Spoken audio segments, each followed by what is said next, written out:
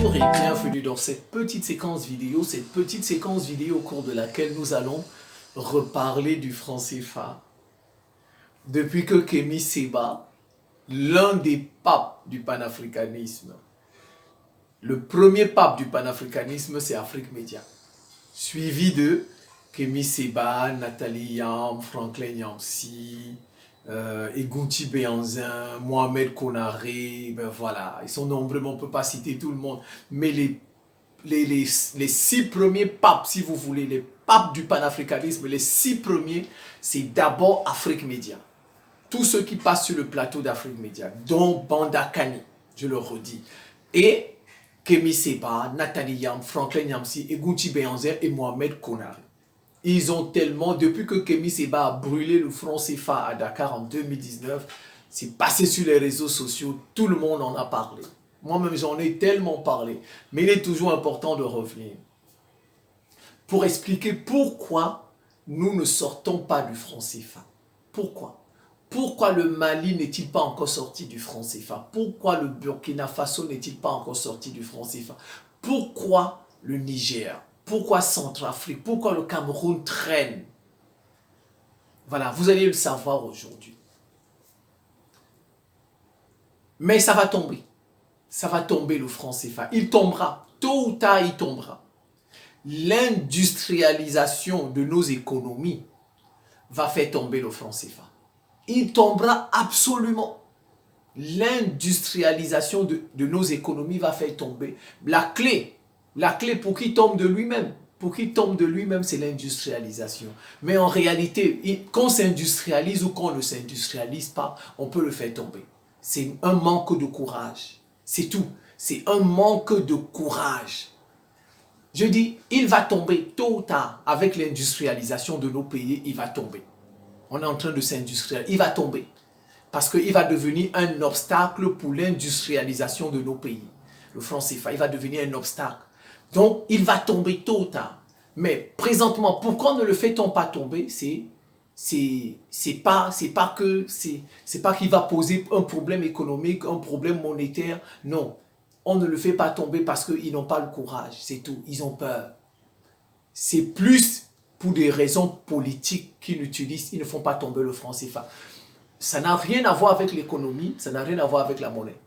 Pourquoi le franc CFA n'est-il pas encore tombé? Ça ne va pas nous poser un problème économique, ça ne va pas nous poser un problème monétaire. C'est rien, c'est juste un problème. C'est juste des problèmes politiques, c'est des rapports de force. Des rapports de force face à l'Occident. Ah ben tiens, vous nous tenez tête. Vous faites tomber le franc CFA, la monnaie sur laquelle nous aussi nous mangeons. Eh bien, on va vous sanctionner, on va comploter contre vous. Voilà pourquoi le franc CFA ne tombe pas encore. Voilà pourquoi ils ont peur. Et en plus, il y a deux, c'est parce que, comme je dis, ils ont peur. Parce que le franc CFA fait de nous de grands bébés. Vous voyez, le franc CFA. Normalement, on doit dire la France CFA. On ne va pas l'appeler le franc CFA. On doit l'appeler France CFA parce que c'est la monnaie de la France. Ou bien Occident CFA parce que c'est la monnaie de l'Occident. Le franc CFA n'est pas notre monnaie, c'est la monnaie de l'Occident. Donc normalement, on doit l'appeler France CFA ou bien Occident CFA. Mais en fait, pourquoi ont-ils peur? Parce qu'en fait, le franc CFA fait de nous de grands bébés. Vous voyez, le franc CFA, en fait, ça fait de nous de grands bébés. Ceux qui utilisent le franc CFA sont de grands bébés. Tous ceux qui utilisent le franc CFA en réalité sont de grands bébés. Ils ne sont pas comme les Nigérians, ils ne sont pas comme les Ghanéens, ils ne sont pas comme les Malgaches, ils ne sont pas comme les Mauritaniens, ils ne sont pas comme les Marocains, comme les Algériens qui ont leur propre monnaie. Eux là, c'est des grands. C'est des grands hommes. Voilà, eux là, les pays là, c'est des grands hommes. Mais nous sommes de grands bébés. C'est ça, on n'a pas envie de couper le cordon définitivement. On n'a pas envie de couper le cordon définitivement. On a toujours envie d'aller voir maman. Vous voyez, c'est comme à la maison. À la maison, votre fils ou bien votre fille vient toujours dire, hey, papa, j'ai pas de briques. Ou bien, maman, mon crayon est fini. Maman, j'ai faim. Vous voyez, c'est comme ça que nous sommes en réalité. Nous sommes de grands bébés, nous qui utilisons le franc CFA. Je me nomme Simon Paul Bamboun d'abord.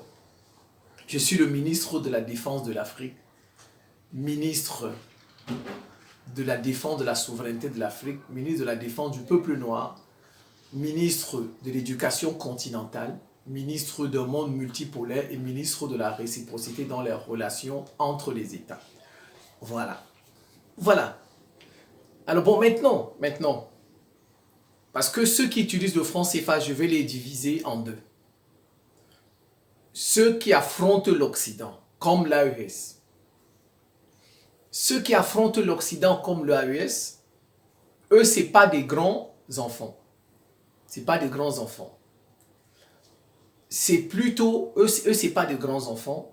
Eux, c'est plutôt, il y aura beaucoup de sanctions à leur égard. Et le problème, c'est la population. C'est la population qui pourrait ne pas supporter les sanctions et peut-être les faire tomber. Les pays, je dis l'AES, eux, ce n'est pas de grands enfants.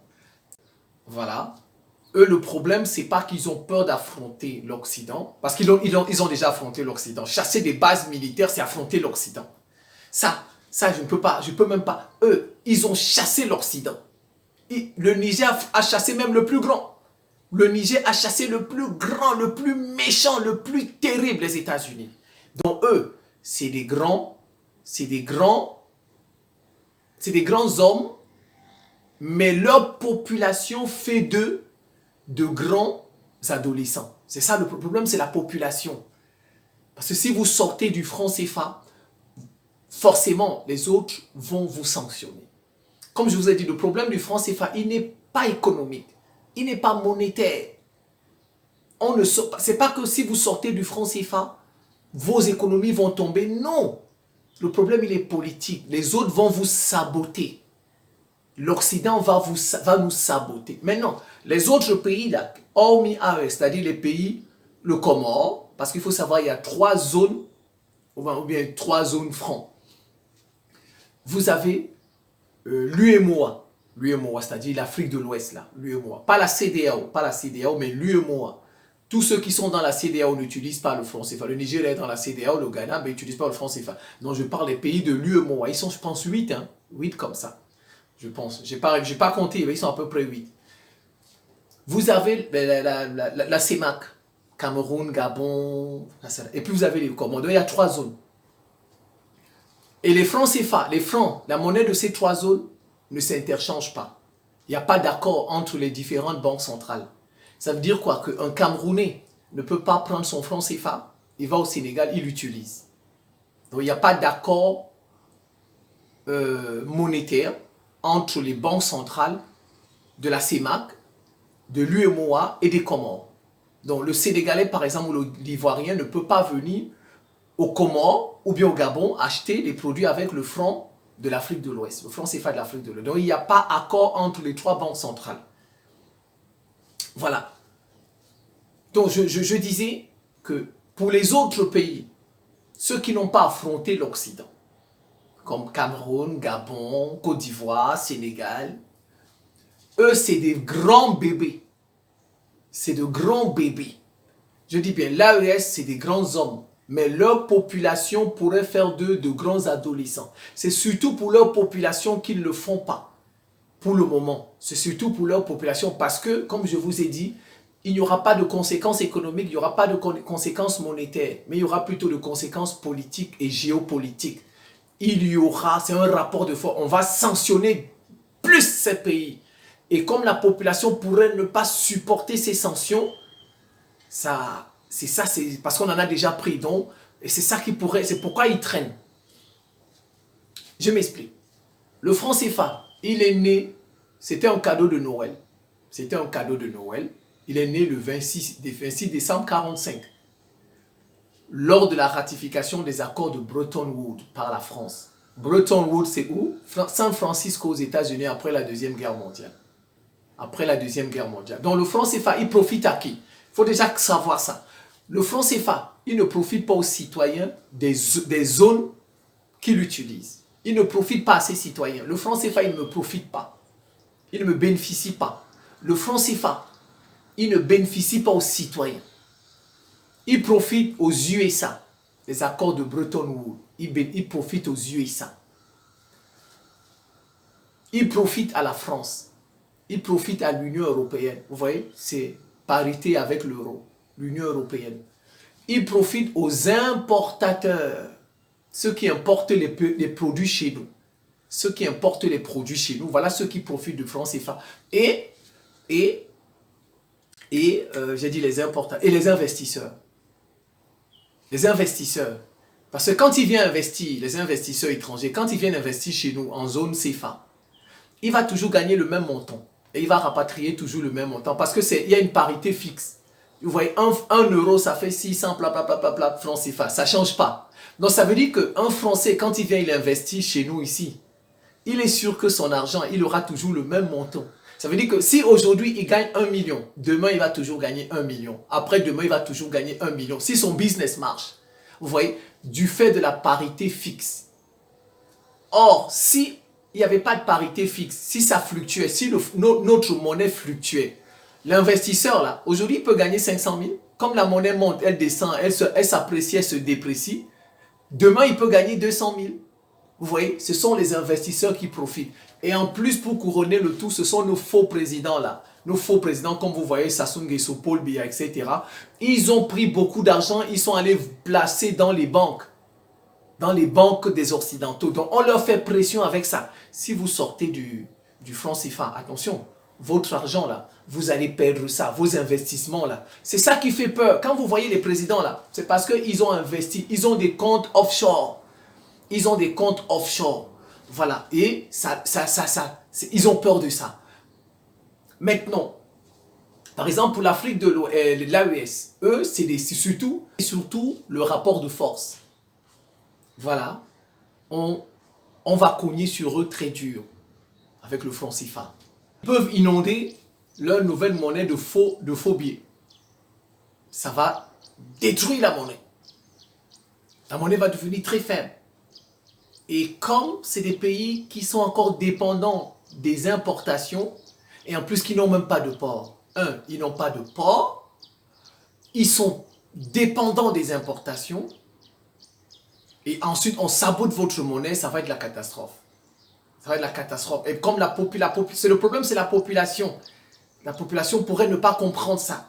Vous voyez, comme les questions d'électricité, on s'entend toujours au président, alors que on a saboté des raffineries pour qu'il n'y ait plus de pétrole, comme en Guinée, etc. Il y a des gens qui ont brûlé ça exprès. Vous voyez, on va saboter. La monnaie, ce n'est pas un problème économique. Ce n'est pas un problème monétaire, c'est un problème politique, c'est un problème géopolitique, c'est un problème de rapport de force. Et on va comploter, on va saboter. Surtout les pays de l'AES, on va saboter. C'est pourquoi vous voyez, ils n'arrivent pas encore à... On va peut-être SWIFT. Le système financier SWIFT, on va les déconnecter de là, et bien c'est la catastrophe. Moi, je suis toujours ouvert au débat. Et j'ai toujours dit que le débat ne se passera jamais sur mes comptes. Jamais. Parce que les gens qui vont venir débattre avec moi sur mes comptes, ils vont se cacher. Ils vont venir juste pour saboter. Et puis pour fuir.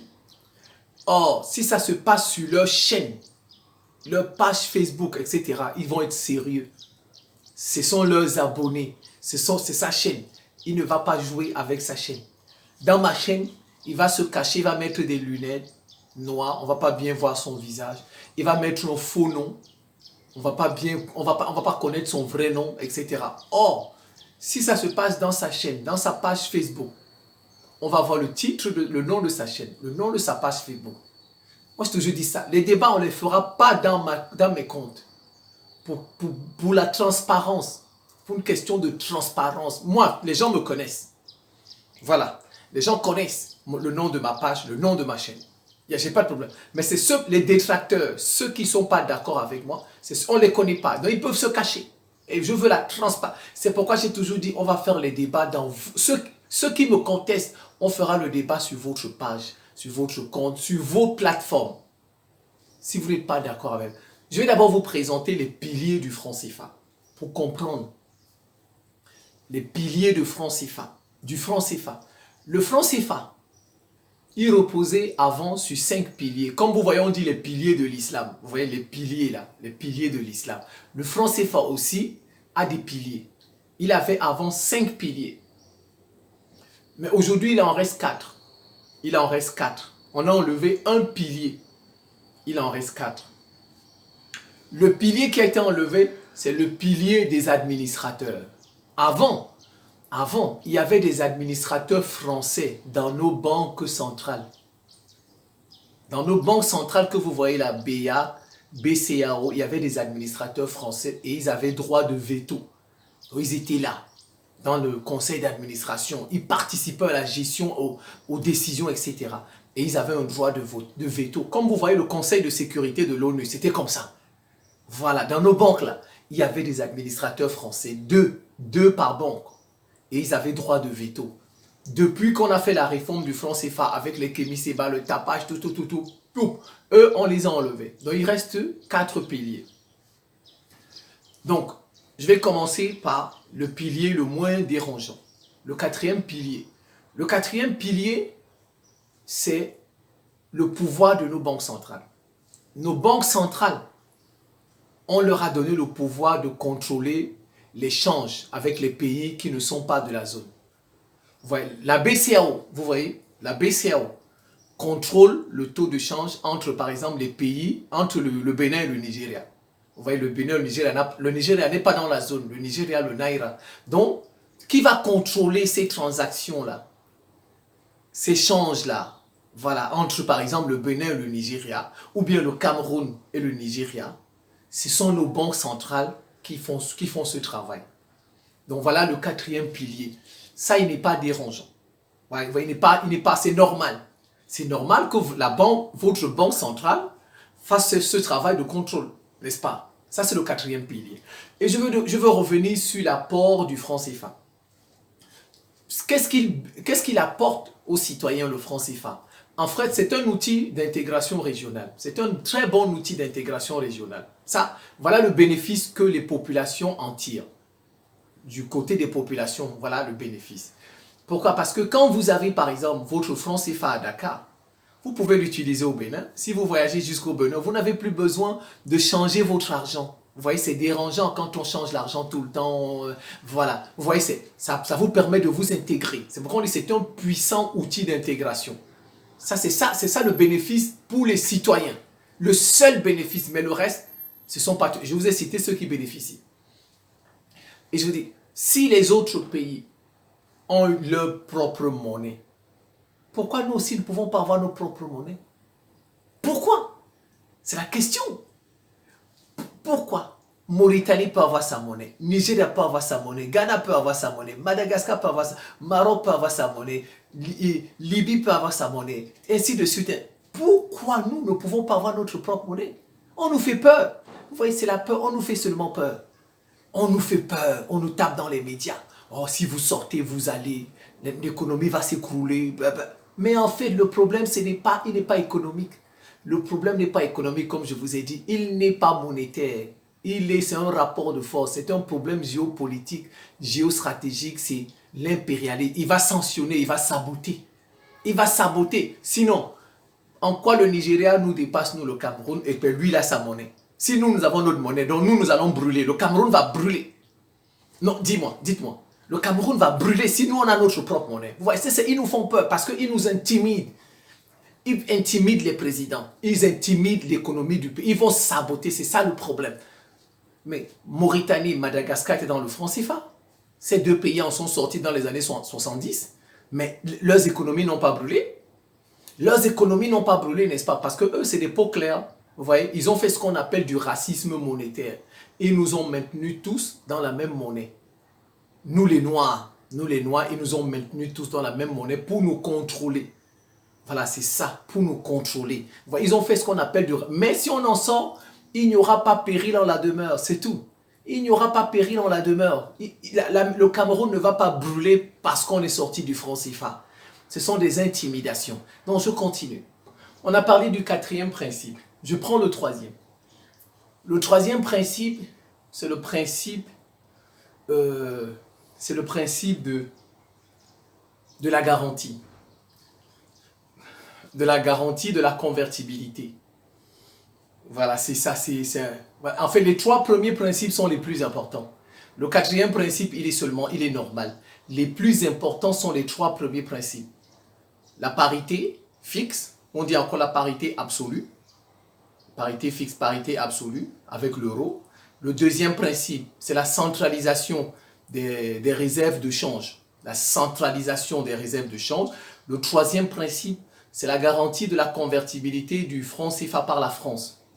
Et le quatrième, comme je l'ai dit, c'est le pouvoir qu'ont les banques centrales de contrôler les transactions, les opérations avec les pays qui ne sont pas de la zone. Donc, voilà les 4 piliers. Donc, j'étais sur le troisième, la garantie de la convertibilité. Ça veut dire quoi? Ça veut dire quoi, la garantie de la convertibilité? Non, je devrais peut-être d'abord aller parler du premier principe, parce que quand on fait le sens descendant, décroissant, ce n'est pas très joli. Il faut prendre le... Parlons de la parité. La parité, c'est le premier pilier. La parité absolue. On dit parité fixe ou parité absolue avec l'euro. 1 euro, ça fait 600, blablabla, francs CFA. Ça, tout le monde connaît ça, on chante ça. Maintenant, la question, c'est pourquoi 1 euro?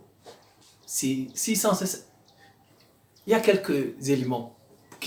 Bon, c'est les économistes qui expliquent ça, c'est pas moi. Ils disent que une monnaie est forte parce que son activité économique est forte. Ou bien cette monnaie, elle est demandée. La demande, on demande cette monnaie. Vous voyez, comme les gens ont besoin du dollar pour aller acheter. Voilà, plus on demande votre monnaie, elle est forte. Plus votre économie est compétitive. Plus vous produisez, votre monnaie est forte. Vous voyez, il y a ça. Et plus... et bien, il y a le marché. Parce que vous savez, il y a le marché des devises. Comme il y a le marché des ordinateurs, le marché des voitures, on achète les voitures. Il y a aussi le marché des devises. Voilà, donc en fait, la force d'une monnaie, une monnaie est forte, ça dépend du marché, le marché des devises. Ça dépend de l'activité économique de ce pays, ça dépend de la demande de cette devise, de cette monnaie. Et il y a d'autres paramètres qui entrent en compte, mais voilà les plus importants. Voilà, donc il y a une parité fixe avec l'euro. Sauf que l'euro est une monnaie forte. Et c'est une monnaie forte. Elle reflète l'activité économique des Européens. Mais vous ne pouvez pas prendre une monnaie des économies en développement, comme les nôtres. Nos économies sont faibles. Vous allez prendre cette monnaie, vous la liez, vous la rattachez à une monnaie forte, l'euro. Vous voyez, ça veut dire que nous vivons au-dessus de nos moyens en réalité. Nous, les pays du subcontinent, nous vivons au-dessus de nos moyens. La monnaie que nous utilisons ne reflète pas notre économie. Elle ne reflète pas notre économie. C'est une monnaie qui est forte. Ça ne reflète pas notre économie. Nous avons ce qu'on appelle des économies en développement. Mais nous prenons la monnaie de ces économies en développement, nous la rattachons, nous la lions à une monnaie forte et qui reflète l'économie de ces pays. Vous voyez, ça pose problème. Ça nous pose problème. Ça fait quoi? Ça a des conséquences. Ça a des conséquences. Pourquoi? Parce que maintenant, ça fait que le franc CFA est fort, puisque l'euro est fort. Le franc CFA est fort. Mais c'est bon pour les importations. Parce que quand regardez, quand vous prenez par exemple 100 $, vous allez dans un pays, regardez comment vous serez riche là-bas. C'est tout ce que vous allez acheter, n'est-ce pas? C'est comme ça le franc CFA aussi. Du fait qu'il soit attaché, à l'euro, il est fort. Le franc CFA, il est attaché à l'euro, il est rattaché à l'euro, et l'euro est fort. Donc, les importations, ça va, ça marche. Quand on importe, c'est pourquoi je vais dire que le franc CFA, ça profite aux importateurs. Ça profite aux importateurs. Regardez, donc, nous serons toujours des simples consommateurs. À la fin, je vais revenir sur ça, sur les avantages et les inconvénients d'une monnaie faible. Il vaut mieux que nous ayons une monnaie faible. C'est mieux pour nous. Mais pour avoir une monnaie faible, il faut qu'on sorte du franc CFA. Ce n'est que la sortie du franc CFA qui va nous apporter une monnaie faible. Parce qu'il y a plus d'avantages à avoir une monnaie faible que d'avoir une monnaie forte. Surtout dans notre situation. Nous sommes des économies en développement. Nous ne sommes pas industrialisés. Nous ne produisons rien. Voilà. Si oui, les matières premières. Nous importons presque tout. Nous sommes des économies d'importation.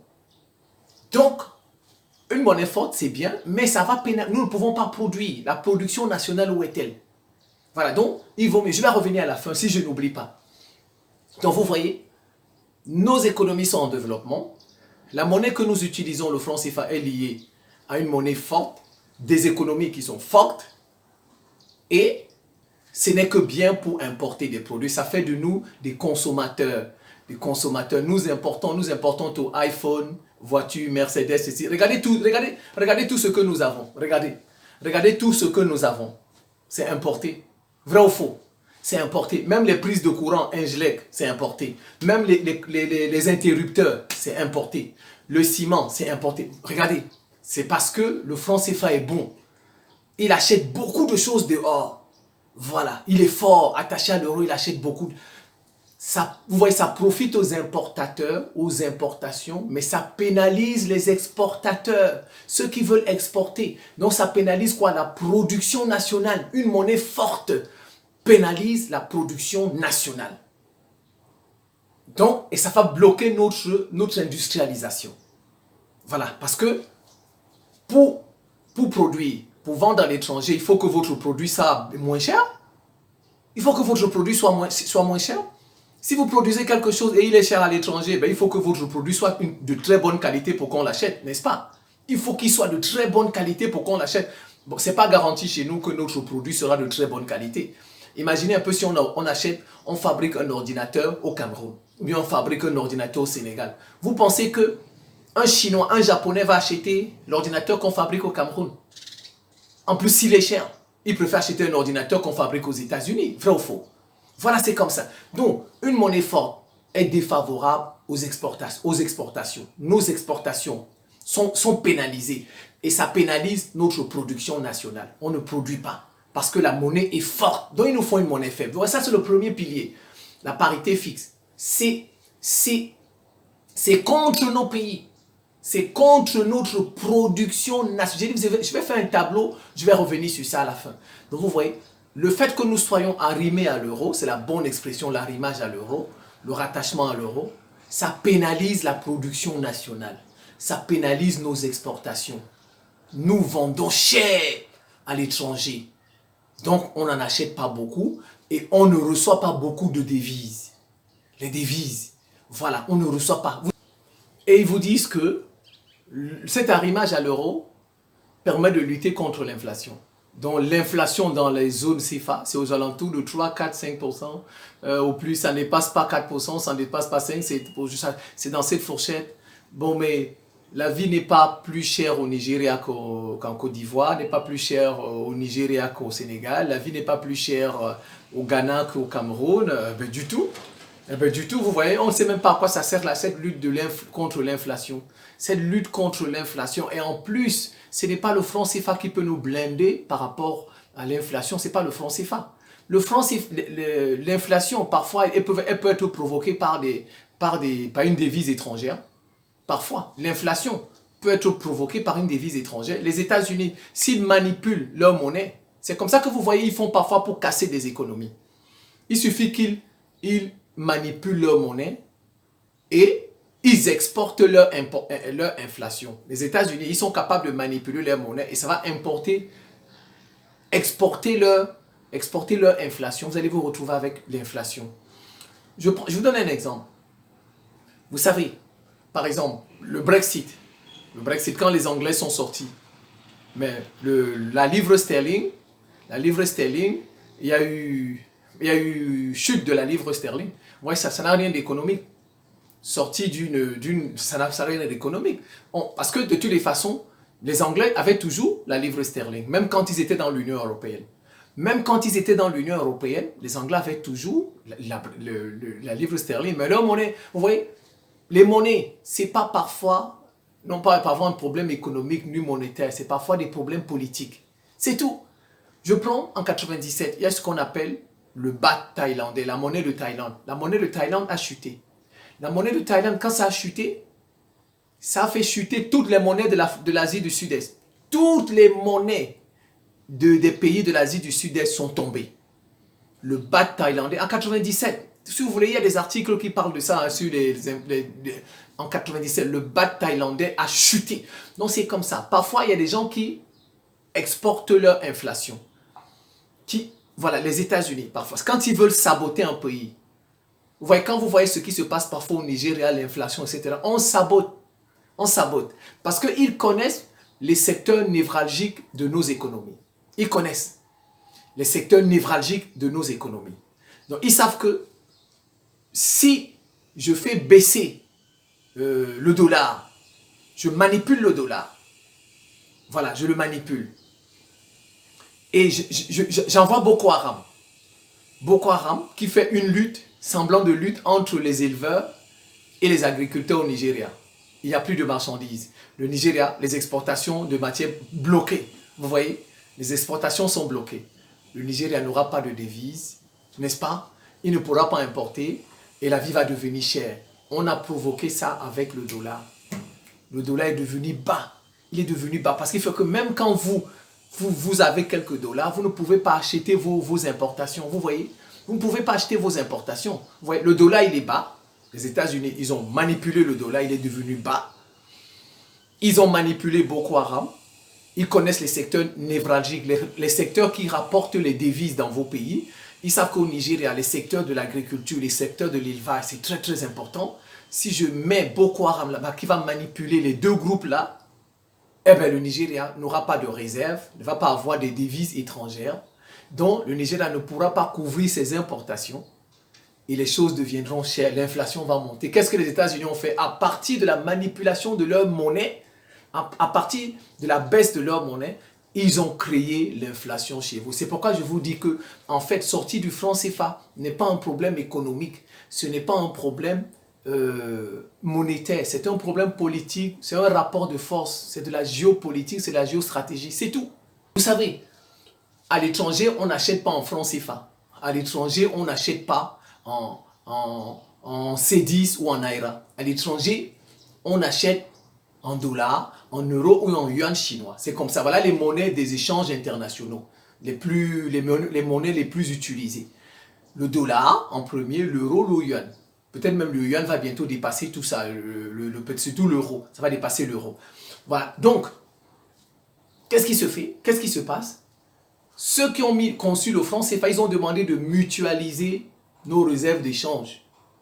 Nos réserves de change, ceux qui ont conçu le franc CFA, c'est-à-dire les Occidentaux, la France en particulier. Il faut mutualiser ou bien centraliser. On dit la centralisation ou la mutualisation des réserves de change. C'est quoi les réserves de change?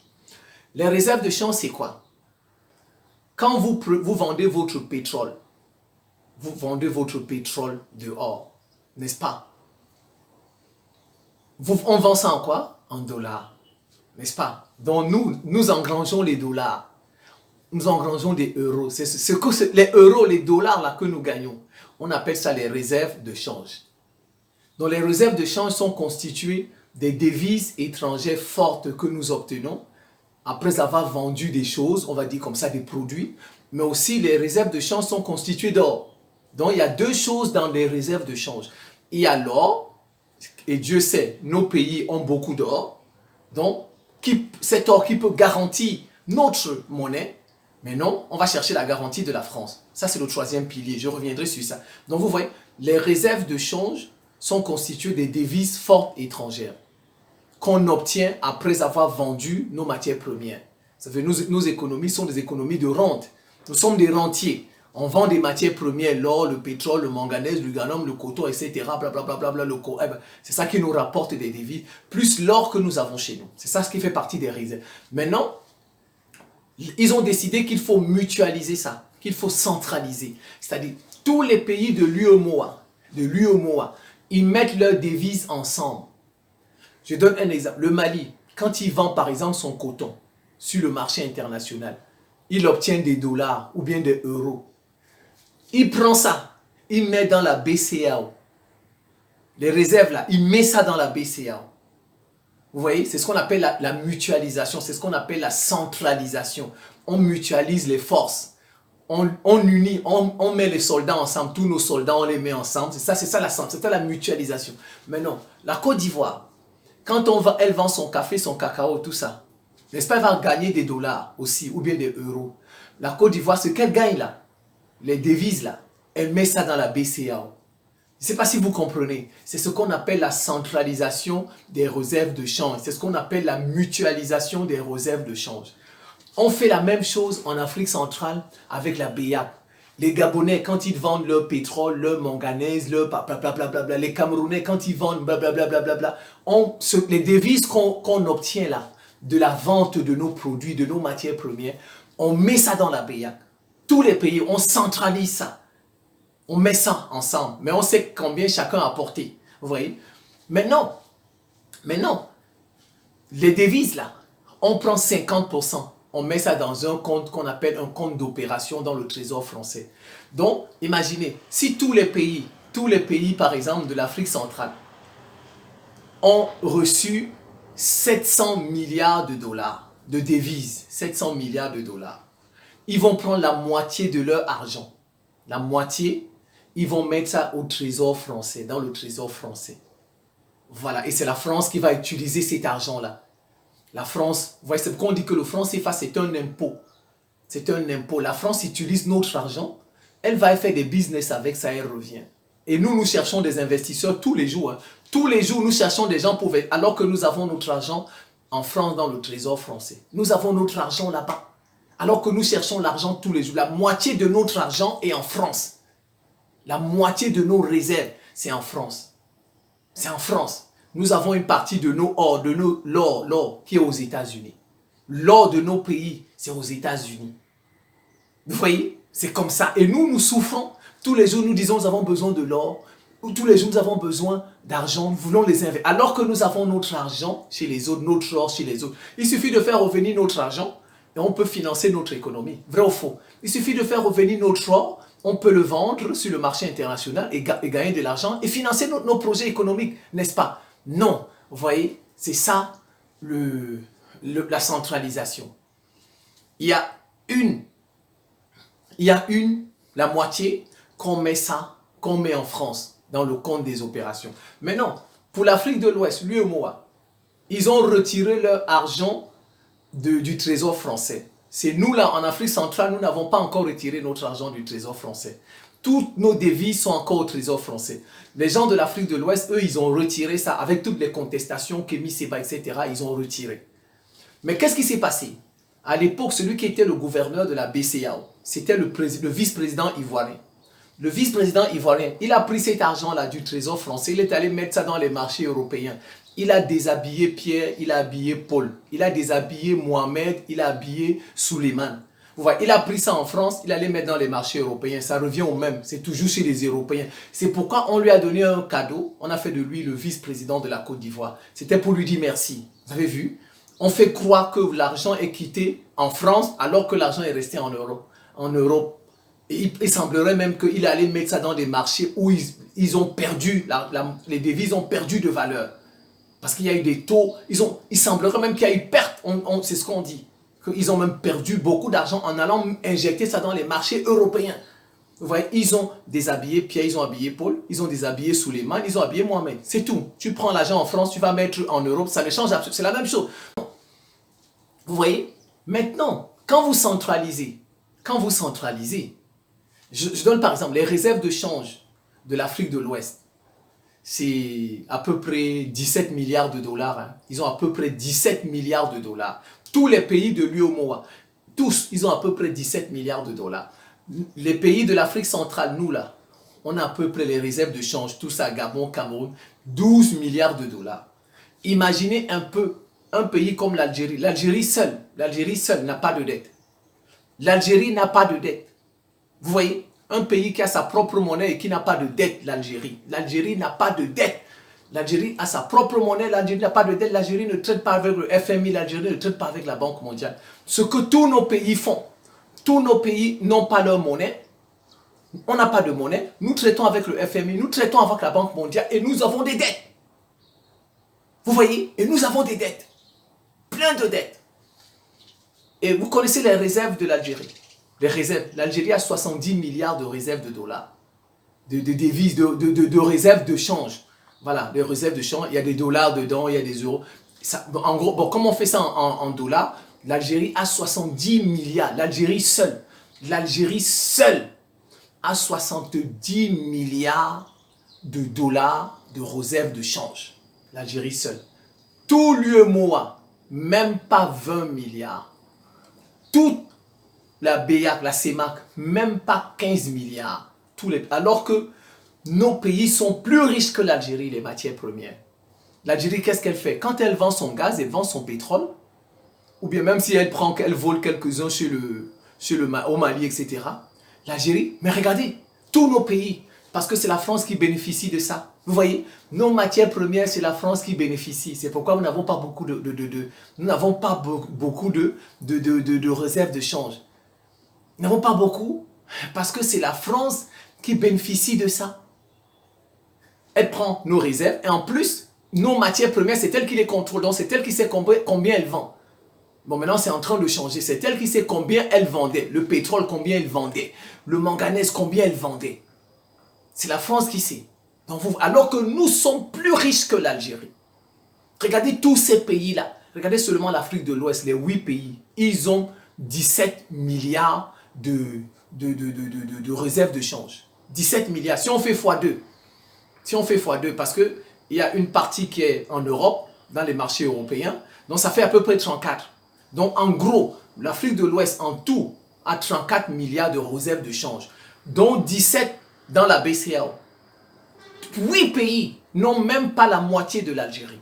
Même pas la moitié. Parce que nous ne savons même pas comment on vend nos matières premières.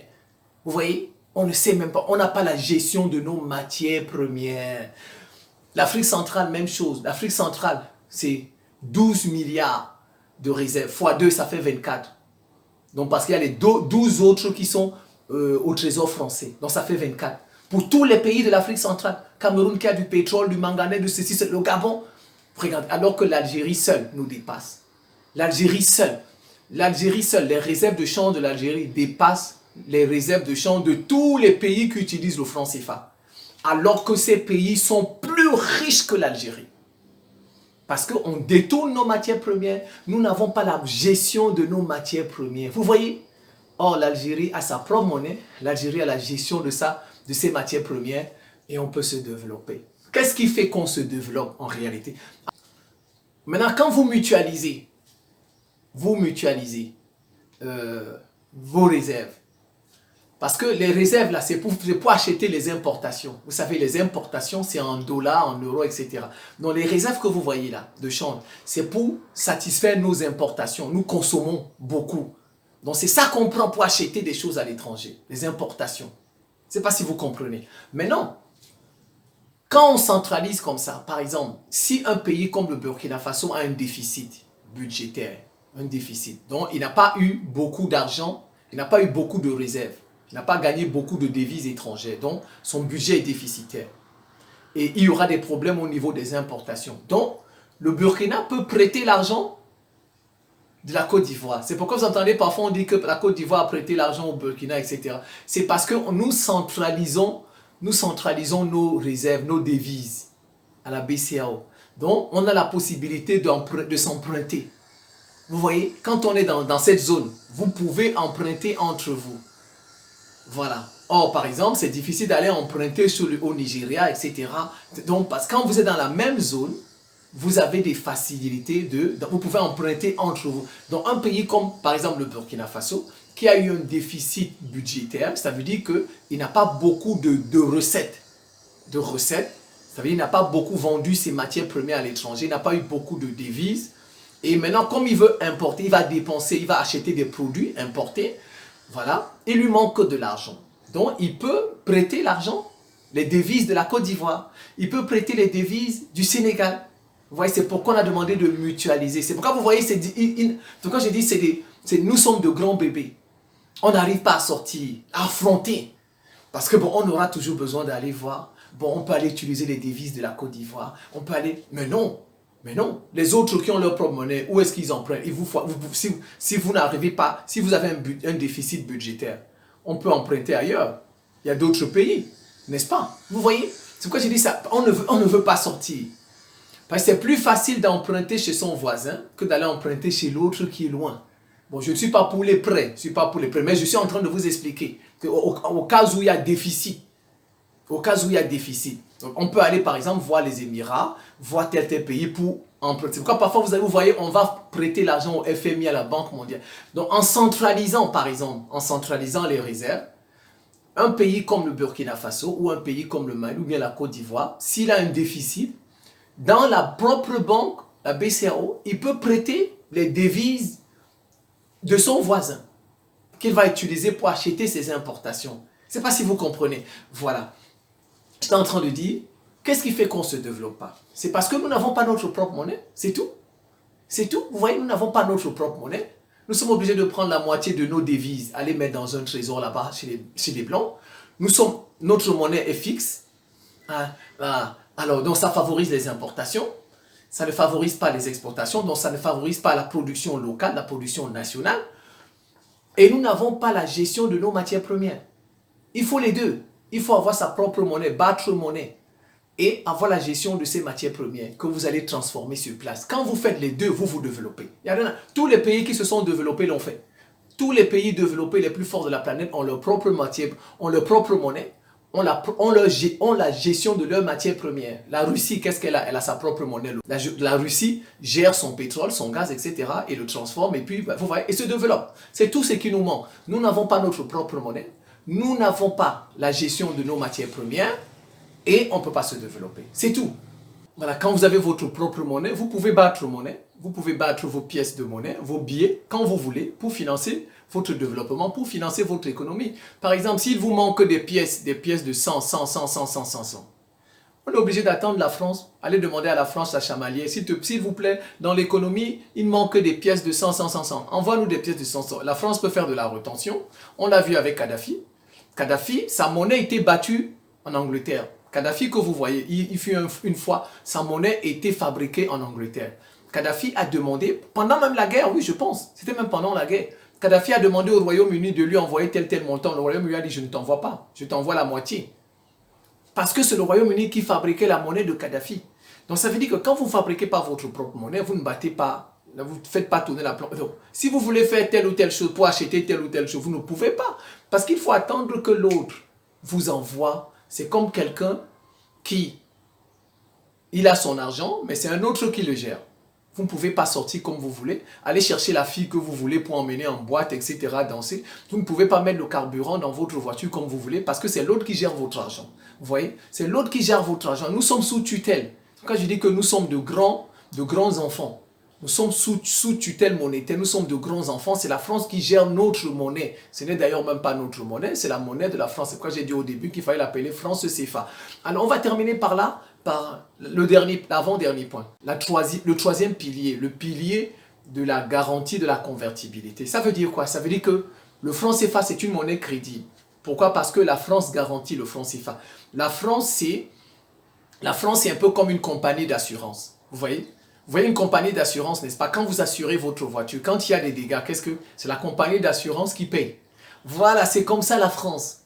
La France que vous voyez, c'est une compagnie d'assurance. C'est la France qui garantit la convertibilité du franc CFA. C'est la France qui garantit la crédibilité du franc CFA.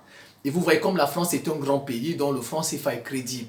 S'il y a un choc interne, s'il y a un choc externe, s'il y a un choc exogène, comme vous voulez, on peut aller voir la France et la France va... Ça veut dire quoi? Je vous explique simplement. Vous voyez, c'est pourquoi je dis ça fait de nous de grands bébés. On n'arrive pas à couper le cordon ombilical. Oh, quand ça... Oh, maman, il me faut le crayon. Oh, papa, j'ai pas de bic. Vous voyez, ça veut dire que si jamais on a déficit budgétaire, il n'y a pas eu beaucoup d'entrées de recettes, et qu'à la BCA ou bien à la BIAC, il n'y a pas eu beaucoup de devises qui sont entrées, les recettes. Il nous manque de devises. Mais nous devons consommer. Les populations doivent manger, on doit acheter du riz, n'est-ce pas? On doit acheter du riz. On doit acheter des choses, des produits, les importations. Mais nous n'avons pas d'argent puisque pour acheter ça, c'est avec le dollar, c'est avec l'euro, c'est avec le yuan. Mais nous n'avons pas ça. Il n'y a pas eu de recettes. C'est la France qui peut nous garantir.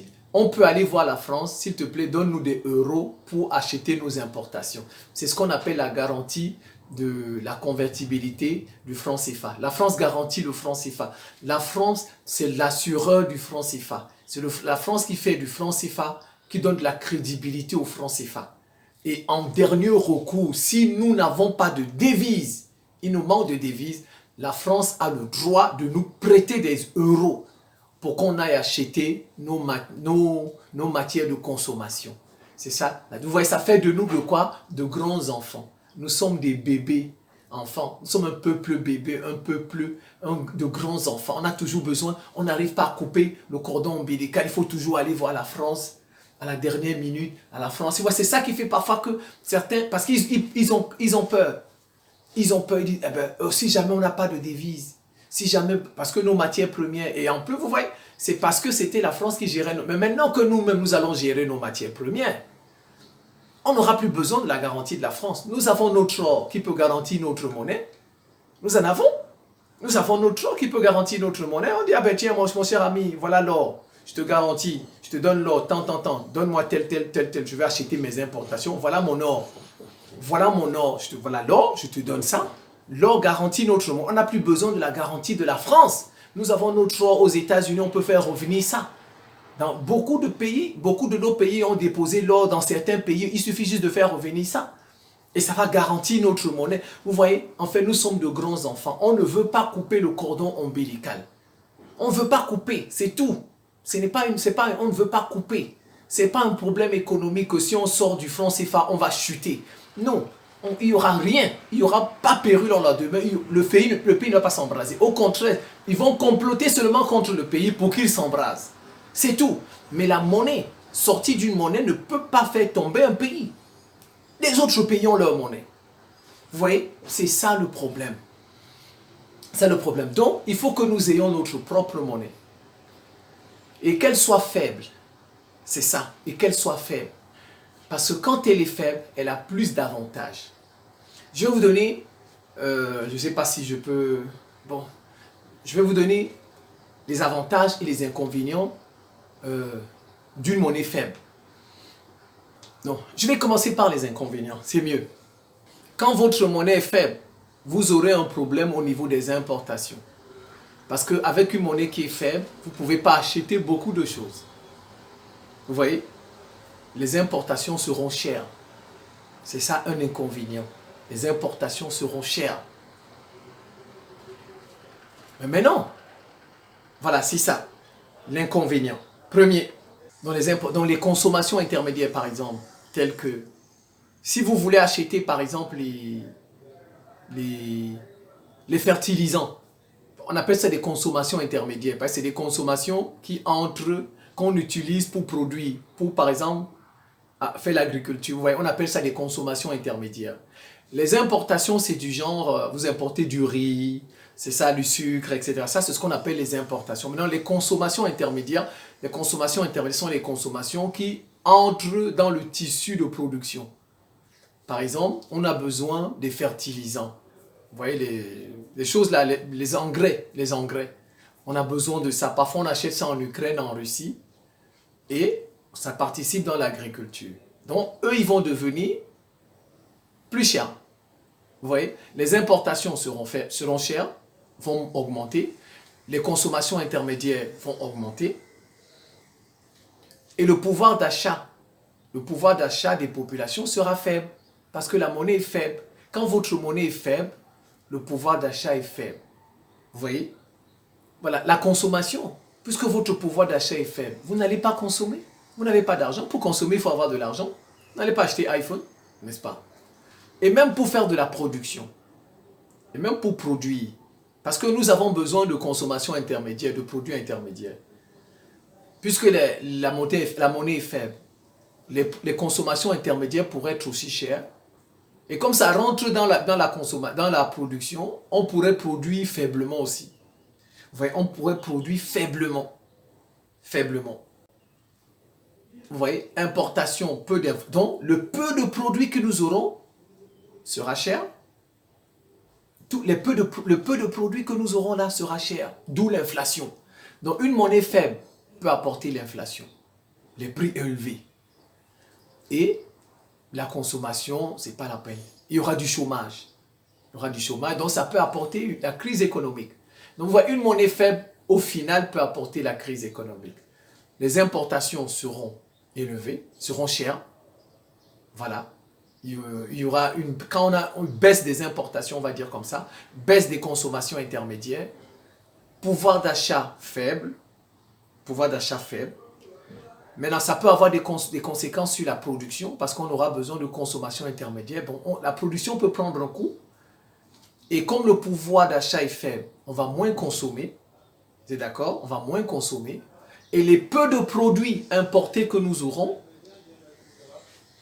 vont devenir chers. Parce que pour acheter un iPhone, ce sera cher. Vous voyez? Il y aura l'inflation. L'inflation, et on se retrouve dans la crise économique.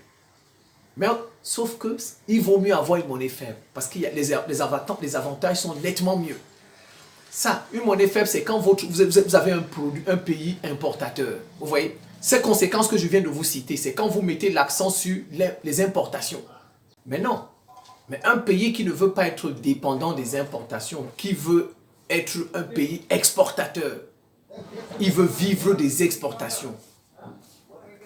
Une monnaie faible a beaucoup d'avantages. Et c'est ce qui est bon pour nous. Nous devons nous industrialiser. La production locale, la production nationale, nous devons nous industrialiser, pas toujours être des consommateurs des importations, des importateurs. Donc, d'où il faut une monnaie faible. Parce que quand nous avons une optique d'industrialisation, on veut s'industrialiser, il est mieux d'avoir une monnaie faible. Vous voyez, il vaut mieux avoir une monnaie faible.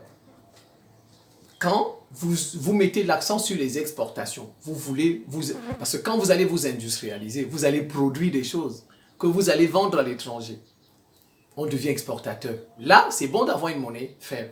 Donc, la parité euro, là, vous voyez, c'est pas bon pour nous. C'est pas bon. D'où il faut avoir sa propre monnaie pour avoir une monnaie faible. Comme le Nigeria. Le Nigeria, parfois, sa monnaie est faible, mais ça fait, le Nigeria n'est pas tombé pour autant. Il ne tombe pas. Aliko Dangote s'en sort toujours. Je vais d'ailleurs revenir sur ça. Quand vous mettez l'accent sur les exportations, vous allez vous industrialiser. Donc, la production nationale va augmenter. Le chômage va diminuer parce qu'on transforme les matières premières chez vous. Ça va donner du travail aux citoyens. Baisse du chômage. Les exportations vont augmenter parce que la monnaie est faible. On va acheter. Par exemple, vous vendez un téléphone moins cher à l'étranger, on va vite acheter. Vous voyez? Et puis, le PIB va augmenter, le produit intérieur brut du pays, la richesse du pays va augmenter, il y aura croissance économique. Vous voyez, il vaut mieux avoir une monnaie faible et mettre l'accent sur l'industrialisation, sur les exportations. Vous voyez, il y a plus d'avantages à avoir une monnaie faible, surtout. Et ça, c'est pour nous. Nous voulons nous industrialiser. Nous voulons nous industrialiser. Donc, il faut avoir une monnaie faible. Nous ne pouvons pas chercher à nous industrialiser avec une monnaie forte. Si nous cherchons à nous industrialiser avec une monnaie forte, on va rester dans les importations et les inconvénients que je vous ai donnés tout à l'heure. Et c'est pourquoi vous voyez tout le temps on a des problèmes, on a des crises chez nous. Donc, il vaut mieux mettre l'accent sur l'industrialisation, les exportations. Et pour que ça marche, il vaut mieux avoir une monnaie faible. Moralité, il faut sortir du franc CFA.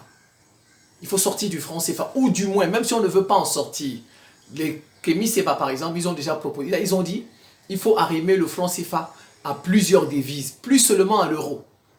Ils ont appelé ça un panier de devises, mais on n'a jamais vu ça, on n'a jamais fait ça. On ne sait pas ce que ça va donner. Il vaut mieux fabriquer sa monnaie. Il ne faut pas l'arrimer à plusieurs devises, à un panier de devises. Non, on ne sait pas ce que ça va donner. Bon, il faut peut-être faire cette expérience aussi. Bon, mais il vaut mieux sortir et avoir sa monnaie, même si elle est faible. C'est comme ça. Et s'attendre aux conséquences, on sait qu'ils vont nous saboter. Je vous ai dit que tout ce que je vous ai dit, il n'y a pas de problème économique ni monétaire. Ce sera un rapport de force. C'est tout, ce sera un rapport de force. Mais comme on a des alliés aussi, la Russie, la Chine, on pourra s'en sortir. Puisque les autres s'en sortent, l'Iran s'en sort, la Corée du Nord s'en sort, tous les autres pays ont leur monnaie, s'en sortent. Il n'y a pas de raison que nous aussi, on ne s'en sorte pas. Il n'y a pas de raison. Il n'y a pas de raison, c'est que nous on est maudits. Eh bien je dis non, on n'est pas maudits, on va s'en sortir. Et pour terminer, regardez. Il y en a qui vont vous dire que le Niger, regardez, par exemple, la raffinerie d'Aliko Dangote. La raffinerie d'Aliko Dangote, vous savez ce qui se passe là-bas? Ils importent 40% du pétrole des États-Unis. 40% du pétrole des États-Unis. C'est les contrats. C'est pourquoi vous voyez, on a permis à Aliko Dangote de construire une raffinerie. Sinon, il l'aurait tué. Ils ont tué Herbert, celui-là, le Nigérian qui voulait construire des universités, là, qu'on a tué lors de la Coupe d'Afrique, là. Herbert Wigwe. Voilà, on l'appelle Herbert Wigwe. On l'a tué aux États-Unis parce qu'il avait décidé d'investir 500 millions de dollars pour construire des universités de rang MIT, Cambridge, Harvard, etc. On l'a tué quand il est allé aux États-Unis voir le match du Super Bowl. Certainement, il n'a pas fait de contrat avec ces gens-là. Combien ils vont manger dedans aussi. Parce que ça va faire perdre leurs universités des étudiants. Oh, c'est sûr qu'il a voulu faire ça seul. Il n'a pas fait des accords avec eux là, les Occidentaux. Eux aussi ne vont pas. Mais Aliko Dangote, certainement, sa raffinerie là que vous voyez, il a fait des accords avec les États. Sinon, il ne lui aurait pas permis de construire une raffinerie de ce type au Nigeria. Regardez, nos pays n'ont pas de raffinerie. Nous produisons du pétrole, mais nous n'avons pas de raffinerie pour raffiner notre propre pétrole. Parce que les autres ne veulent pas qu'on ait une raffinerie. Nous n'avons pas la science pour avoir ces raffineries. C'était les autres qui nous construisaient les raffineries. Donc, ils ont décidé de nous construire des raffineries pour raffiner le pétrole qui vient de l'extérieur. Mais pour notre propre pétrole, on n'en a pas. Le Nigeria a passé tout son temps à importer son propre pétrole qu'il utilise sur place, alors qu'il est producteur de pétrole. Vous voyez, c'est l'Occident la faute. C'est nos raffineries qui les construisent, ce sont les Occidentaux, etc. Bon, maintenant, aujourd'hui, avec d'autres partenaires, les Chinois, etc., ça va changer. Vous voyez, même Aliko Dangote, je vous dis, il a donné une interview sur Jeune Afrique. Moi, j'ai suivi ça. Il a donné une interview sur Jeune Afrique. On lui a dit, mais pourquoi tu fais venir 40% du pétrole? Ta raffinerie raffine 40%. Donc, tout le pétrole qui vient dans la raffinerie d'Aliko Dangote, 40% vient des États-Unis. Non, c'était les contrats. C'était les contrats. Pourquoi on lui a permis? Vous voyez, chez nous, le problème n'est pas économique. Le problème, il est impérialiste. Il est impérialiste. Le problème n'est pas monétaire. Il est impérialiste. Regardez Aliko Dangote. Il doit raffiner 40% dans sa raffinerie. 40% du pétrole qu'il raffine vient des États-Unis. Ça veut dire que dans la raffinerie, il mange derrière. C'est pourquoi on lui a permis de construire ça. Sinon, ils auraient saboté la raffinerie là. Il aurait saboté. Il aurait saboté. C'est comme ça. Voilà, donc je pense que la vidéo est déjà assez longue. Moi, je suis ouvert au débat. C'est une monnaie qu'on doit faire tomber. Parce qu'elle fait de nous de grands enfants. On a toujours besoin d'aller, le cordon ombilical. Oh maman, oh France, oh France, oh France. On a peur d'affronter. On a peur d'affronter la vie économique, les marchés économiques comme les autres. Voilà, il faut en sortir. C'est la fin de cette petite séquence vidéo. Je vous remercie pour votre attention et à très bientôt.